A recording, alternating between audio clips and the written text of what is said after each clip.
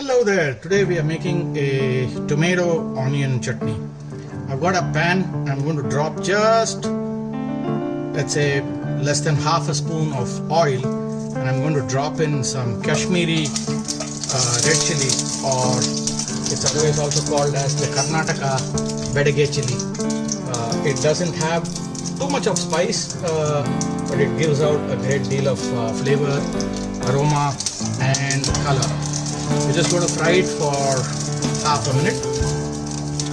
I have about 150 grams of onions that I have made large cuts, sliced and kept with me.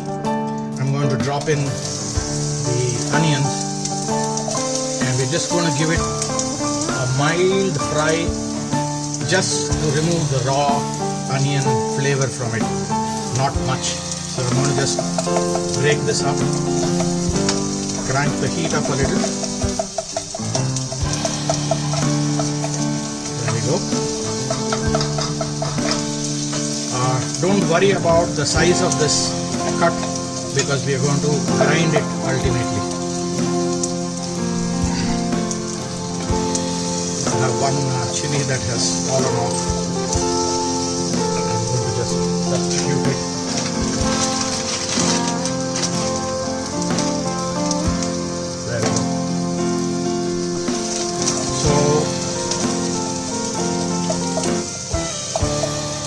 The reason why we are doing it is that a lot of people don't like the raw onion taste. If you don't like the raw onion taste, you could just give this gentle fry and remove the rawness from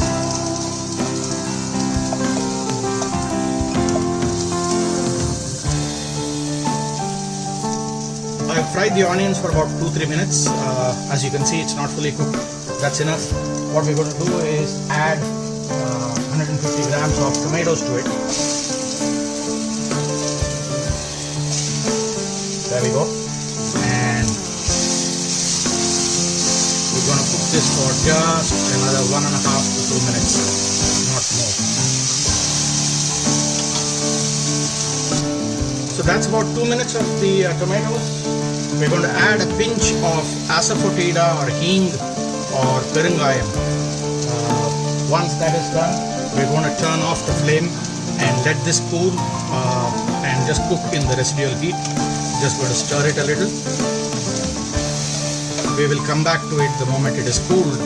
We will salt it a little, and we will also add some tamarind and jaggery.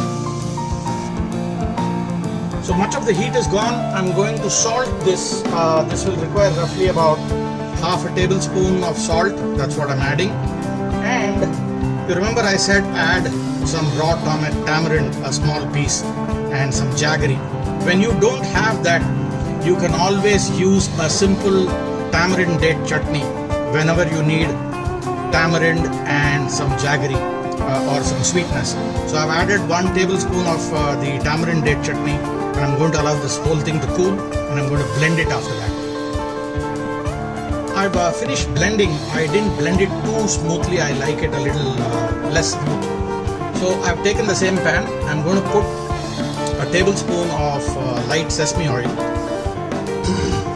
And once I put some light sesame oil, I'm going to, we call this tempering, where we take some oil and add mustard and various other ingredients to drive a flavor into the oil, and then ultimately either pour this on top of the dish, or the dish that we have made, we add it to this tempering. So in this case, I've added mustard. I'm waiting for the mustard to burst. There we go. I'm going to add this udad dhal into it, and I'm going to turn down the flame totally. At this point, with the residual heat in this pan, this udad dal will brown itself a little bit. I'm just going to wait till it browns up a little bit, and then I have these curry leaves with me. I'm going to add the curry leaves into this tempering, and then pour the blended tomato puree into this pan.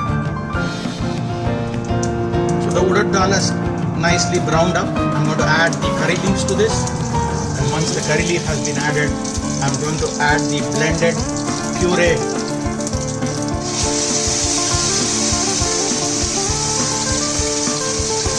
and just mix it around.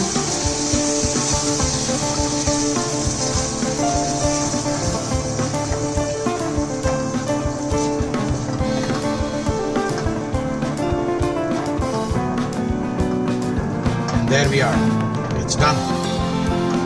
This is a beautiful tomato onion chutney.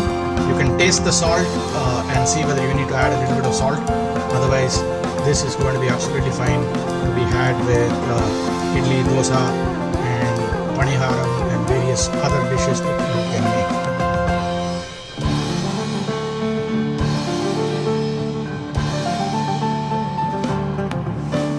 Please push the like button, the subscribe button and the bell button and show us your support for this channel.